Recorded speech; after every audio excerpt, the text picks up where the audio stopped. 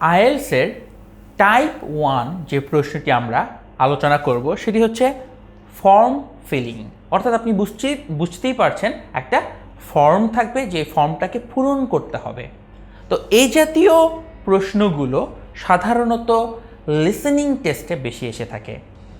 Listening টেস্টে মূলত monologue এবং ডায়ালগ জাতীয় কনভারসেশন শোনানো হয়ে থাকে। ডায়ালগ হচ্ছে যেখানে দুজন ব্যক্তি একজন আরেকজনের সাথে কথা বলে, যেমন আমরা দৈনন্দিন জীবনে একটা ফ্রেন্ড আরেকটা ফ্রেন্ডের সাথে কথা বলে, সেগুলোকে ডায়ালগ বলে। আর মনোলগ হচ্ছে যখন একজন একতরফা কথা বলে যায়, যেমন এই ভিডিওটি একটা মনোলগ, আমি একটানা কথা বলে যাচ্ছি, আপনি শুনছেন। সো ফর্ম ফিলিং সাধারণত ডায়ালগ জাতীয় লিসেনিং টেস্টে এসে থাকে। তো ফর্ম ফিলিং কিভাবে করতে হয় তার একটা নমুনা আমরা দেখি। তো প্রথমেই আপনাকে প্রশ্নে এই ফর্মটা দেওয়া হবে। মনে রাখতে হবে আপনাকে আগে এই ফর্মটা পড়ার সুযোগ দেওয়া হবে। আপনাকে বলেই দিবে ফার্স্ট আপনি 6 থেকে 10 নম্বর প্রশ্নগুলো একটু পড়ে নেন, তখন আপনি এই ফর্মটা আগে পড়বেন। তারপর ওরা অডিও রেকর্ডারটা প্লে করবে।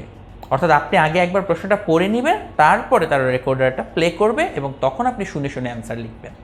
যখন আপনাকে এই প্রশ্নটি পড়ার জন্য 30 সেকেন্ড টাইম দেওয়া হবে, সেই 30 সেকেন্ড টাইমটাকে কিভাবে কাজে লাগাতে হবে সেটা একটু আপনাকে বলে দিচ্ছি।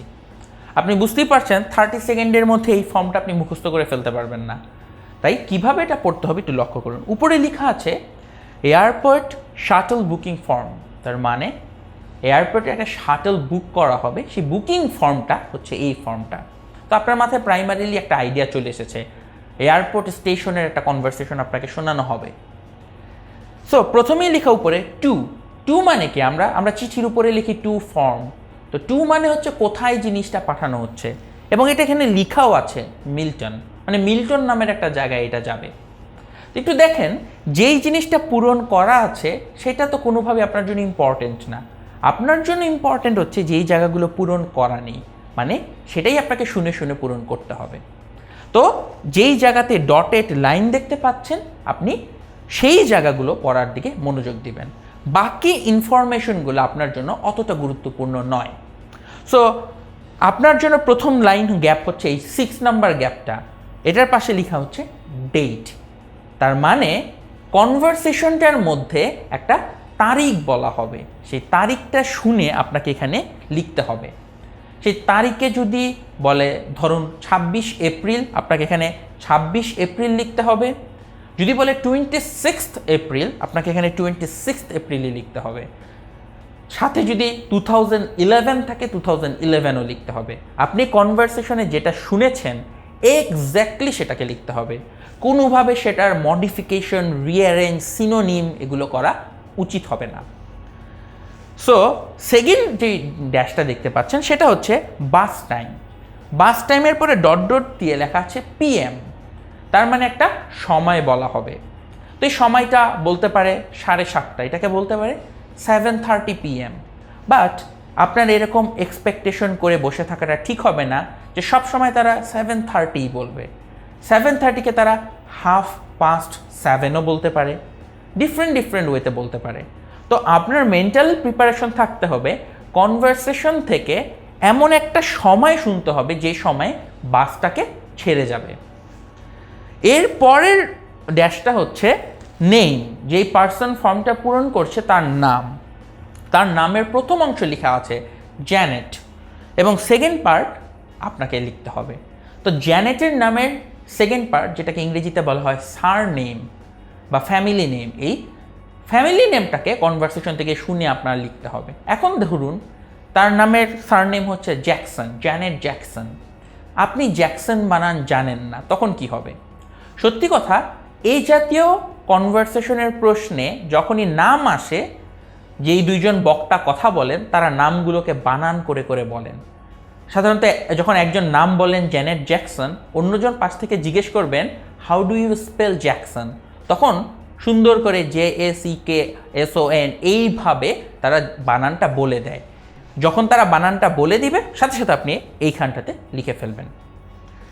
এরপরে লেখা আছে 9 নম্বর ডটটায় ফ্লাইট নাম্বার, তার মানে একটা ফ্লাইট নাম্বার বলা হবে। ফ্লাইট নাম্বারগুলো কিন্তু একটু উইয়ার্ড বিদঘুটে হয়, এখানে যেমন 3B428 এরকম হয়ে থাকে। একটু বলে রাখি, ব্রিটিশ ইংলিশে সাধারণত জিরো বলে না, জিরো না বলে তারা তাকে ও বলে, যেমন 101 এটাকে তারা বলে থাকে 101।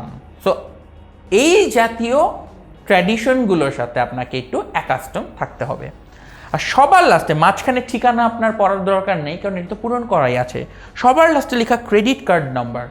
তাহলে চিন্তা করে দেখেন, ক্রেডিট কার্ড নাম্বারগুলো একটু লম্বা হয়, সাধারণত 15 ডিজিট 17 ডিজিটের হয়। এই ক্রেডিট কার্ড নাম্বারগুলো তারা অনেক ফাস্ট বলবে, তাই যখনই আপনি অ্যান্টিসিপেট করতে পারবেন যে এখনই ক্রেডিট কার্ড নাম্বারটা বলা হবে, হাতে কলম নিয়ে রেডি থাকবেন, সাথে সাথে লিখে ফেলতে হবে।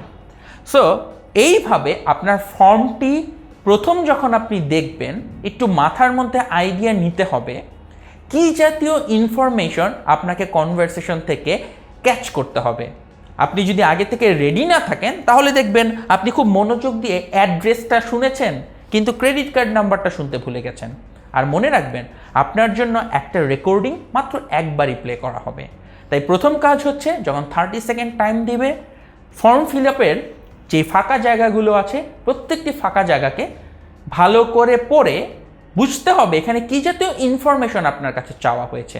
তারপর যখন আপনি মনোযোগ দিয়ে কনভারসেশনগুলো শুনবেন, আপনি খুব ইফেক্টিভলি ফর্ম ফিল আপ জাতীয় প্রশ্নে অনেক ভালো রেজাল্ট করে ফেলতে পারবেন। একটা জিনিস বলে রাখা দরকার, লিসেনিং টেস্টের ক্ষেত্রে আপনি যখন শুনবেন, শুনে শুনে অ্যান্সারগুলো এই প্রশ্নের মধ্যেই লিখে ফেলবেন। আর অ্যান্সার শিট হিসাবে আপনাকে একটা আলাদা অ্যান্সার শিট দেওয়া থাকবে, সেখানে 7, 8, 9, 10 এগুলো লেখা থাকবে। লিসেনিং টেস্টের শেষে আপনাকে একটা এক্সট্রা 10 মিনিট সময় দেওয়া হবে, যখন আপনি এই এই কোশ্চেন বুকলেট থেকে দেখে দেখে এই অ্যান্সারগুলোকে অ্যান্সার শিটে ট্রান্সফার করে ফেলতে পারবেন। সো খুব সিম্পল আইডিয়া, যখন আপনাকে 30 সেকেন্ড টাইম দেওয়া হবে, খুব এফেক্টিভলি কী তথ্য আপনার কাছে চাওয়া হয়েছে সেটা বের করে ফেলবেন।